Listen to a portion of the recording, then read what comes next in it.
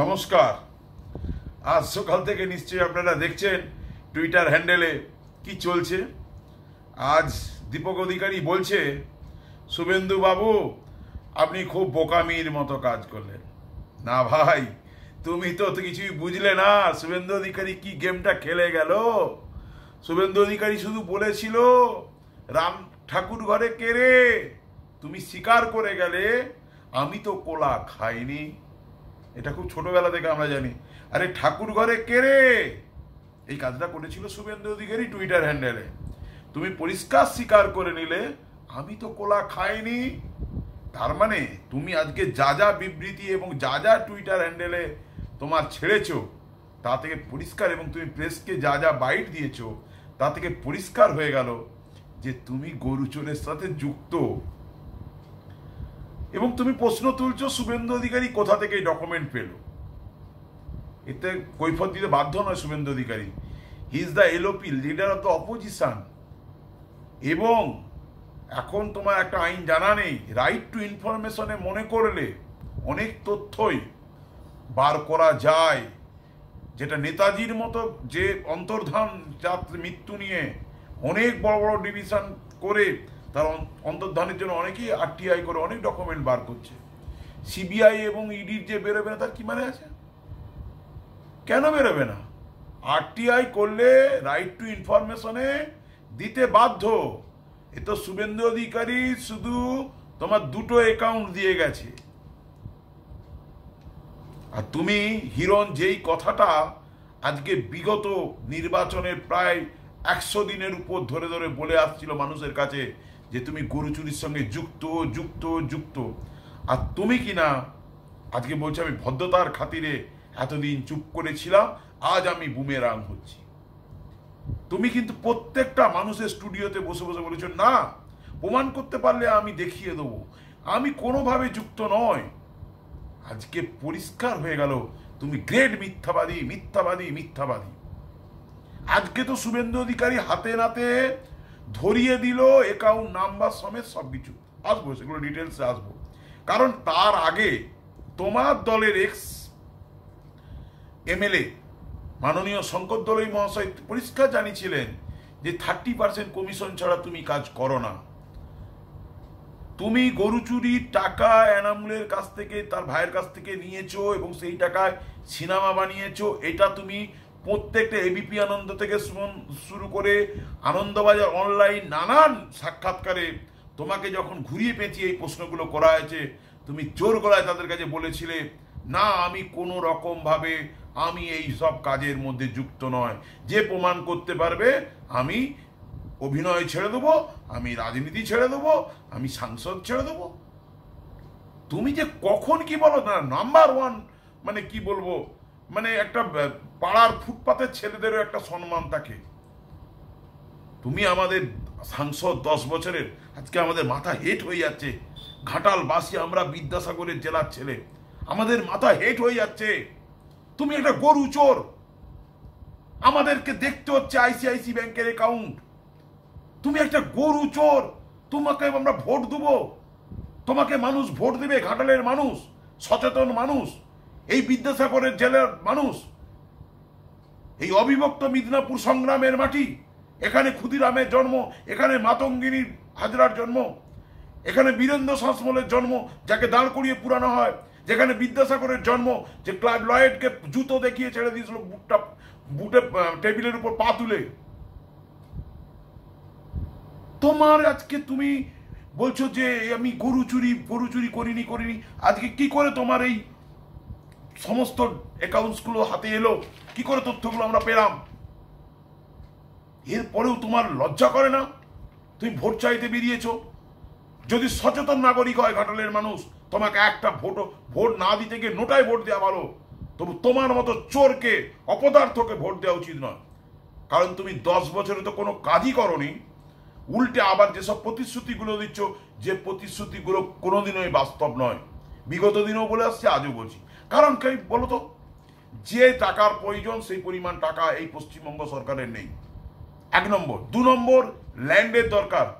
4000 acre land দরকার শুধু নদী বাঁধের গায়ে। এবং 81-82 মৌজাকে ঘিরতে গেলে তার যে ব্যারেজ অফ প্যাটার্ন, তার যে ব্লু প্রিন্ট, সেসব আবার নতুন তৈরি করতে হবে। তার যে খননের পরে যে জমি, কিছু জমি তো ব্যাক করা যাবে, সেই মাটিটা কেটে রাখবে কোথায়? অর্থাৎ কোনোদিনই আদৌ এই জমি অধিগ্রহণ করতে গেলে তোমাকে 5 থেকে 6 গুণ এবং ঘাটালের যা ভ্যালুয়েশন তুমি জীবনে দিতে পারবে না, পারবে না, পারবে না। আর তুমি কিনা চ্যাম্পিয়ন। এবার আসি আসল কথায়। আমরা এর আগে অনেক দেখেছি কি দাদার কীর্তি, তারপর শুনেছি দিদির কীর্তি, ভাইপোর কীর্তি, আজ একদম বিরোধী দলনেতা ছেড়ে দিলেন দেবের কীর্তি।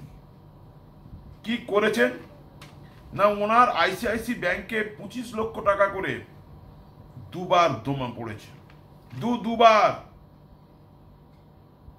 এবং কোথা থেকে গেছে না, আর্নক ট্রেডার্স। কার সেটা না, এনামুল হকের। আর উনি কি নিয়ে আছে, এনচার্জ প্রাইভেট লিমিটেডের নামে, সব কারেন্ট অ্যাকাউন্টে ট্রান্সফার হয়েছে। এবং আর একটা হাতে লেখা যে ফর্দ, যেগুলো আমরা রাফ ডায়েরি ইউজ করি, সেখানে লেখা আছে অতনুদা 19,000 টাকা, দেব মোবাইল 72,000 টাকা, দেব ঘড়ি 4,60,000 টাকা। কল্পনা করতে পারেন, 4,60,000 টাকার ঘড়ি। আচ্ছা, ডিআইজি কি 2,000 বুঝতে পারছি না, শর্ট ফর্মে লেখা আছে। ওলাটা বুঝতে পারছি, মনে হচ্ছে ফেয়ার দিয়েছিল কাকেও, 3200 টাকা। এবং ব্যাগ, কোনো লেদারের ব্যাগ হবে, সিলেদার টেদিলাদের ব্যাগ হবে 4,500 টাকা। মোট 5,60,700 টাকা শুধু হাতে দিয়েছে।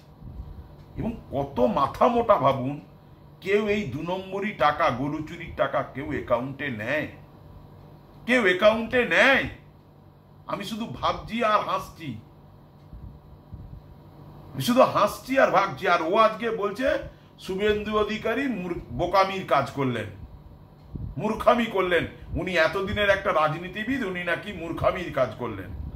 আরে দীপক বাবু, ভাই দীপক, তুমি কিচ্ছু বুঝতে পারো নি, রাজনীতি র বোঝো না। শুভেন্দু অধিকারী একটা হালকা করে টুস্কি দিয়েছে, আর তুমি তাতে স্বীকার করে গেলে।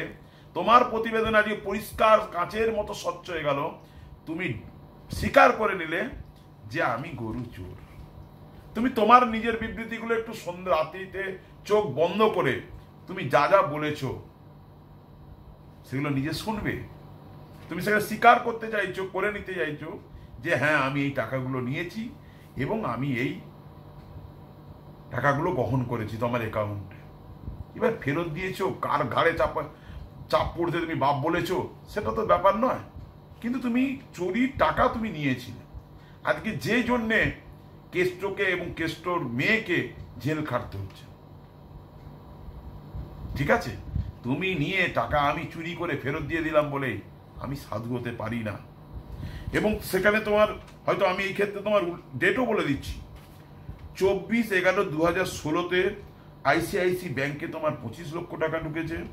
আমি এখানে অ্যাকাউন্টটা বলছি না, অ্যাকাউন্ট নাম্বারটা যদিও পাবলিশড হয়ে গেছে, টুইটার হ্যান্ডেলে পড়ে গেছে, সেখান থেকে ফেসবুক এভরিথিং সব জায়গায় চলে গেছে। এবং 25/11 তোমার অ্যাকাউন্টে 2016 বাই আইসিআইসিআই ব্যাংক 25 লক্ষ টাকা কোথায় গেছে না, এনচার প্রাইভেট লিমিটেড। তোমার যে কোনো একটা কারেন্ট অ্যাকাউন্ট তোমার হয়তো প্রাইভেট লিমিটেড খোলা আছে, এবং ওখান থেকে আনচার অ্যাকাউন্টে দুজনের মধ্যে কারেন্ট অ্যাকাউন্টে ট্রান্সফার হয়েছে, অ্যাকাউন্ট টু অ্যাকাউন্ট। এবং ওই হাতের খাতা ধরেই ইডি যে কত ডেঞ্জারাস জিনিস তোমার জানা নেই, ইডি যে কি ডেঞ্জারাস জিনিস তোমার জানা নেই। তোমাকে খুব ঠান্ডা মাথায় বলে চাটা কফিটা খাই তোমার কাছ থেকে সমস্ত কাগজ বের করে নেবে। এবং সব থেকে বড় জিনিস, আজ তুমি সবার সামনে স্বীকার করে নিলে তুমি একজন গরু চুরির সাথে যুক্ত, এবং গরু চুরির টাকা তুমি গ্রহণ করেছিলে, তোমার অ্যাকাউন্টে জমা পড়েছিল। এ থেকে পরিষ্কার হয়ে গেল তুমি গরু চোর। এতদিন যে হিরণ বলে আসছিল গরু চোর, গরু চোর, গরু চোর, গরু চোর, আজকে কিন্তু সেটা তোমাকে মানতে বাধ্য করাবো। এইটাই হচ্ছে শুভেন্দু অধিকারী, এইটাই হচ্ছে 3 দশক ধরে যে রাজনীতিটা করে আসছে শুভেন্দু অধিকারী। যে চেনে না শুভেন্দু অধিকারীকে সে চেনে না, যে কলেজ জীবন থেকে ছাত্র রাজনীতির গেট করা থেকে, যা ছাত্র পরিষদ থেকে যা রাজনীতি করা, কাউন্সিলর, তারপরে এমএলএ, তারপর লোকসভা লক্ষণ সেটের মতো লোককে হারিয়ে লোকসভায় জেতা, তারপর মমতা ব্যানার্জির মতো ব্যক্তিকে হারিয়ে আবার বিরোধী দলনেতা, অর্থাৎ ধাপ ভাঙতে ভাঙতে ভাঙতে ভাঙতে শুভেন্দু অধিকারী এসেছে। তোমার মতো আর ভাইপোর মতো দুম করে এসে প্যারাশুটে নেমে 11 সালের পর এমপি হয়ে যায়নি। অর্থাৎ তাকে কোনো মন্তব্য করার আগে 5 বার ভাববে। সে যে তার হাতে নেই এমন কোনো জিনিস, সেটাও বলে দিতে পারে কোনো ভাইপোর কোন দিনে কোন নার্সিংহোমে জন্ম হয়েছিল, কোন ডাক্তারের বাগবাজারের। বুঝতে পারছেন? বোঝাতে পারলাম কিছু কথা? কোন ভাইপোর কোথায় জন্ম হয়েছিল, বাগবাজারের কোন নার্সিংহোমে, সেটাও বলে দিতে পারে হয়তো শুভেন্দু অধিকারী।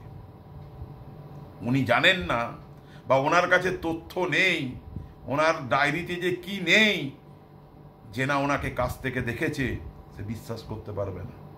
তাই কিছুদিন আগে, হ্যাঁ, আর একটা ব্যাপার, কয়েকজনের ফ্লেক্সের সঙ্গে হিরণের মুখ দিয়ে একটা এই পল্টুর ব্যাপার বলে না কি জানো সাবজেক্টটা, নমিনাল ব্যাপার, যে এই পল্টু, ওই যে যারা সেই পাড়ার প্রোগ্রাম, পিন্টুর প্রোগ্রাম, এই যেমন আমাদের পাঁশকুড়ায় আছে এরকম কিছু কিছু ব্যক্তি, যারা ওই আমাদের ধরুন শিশু মেলা থেকে শুরু করে অনেক কিছু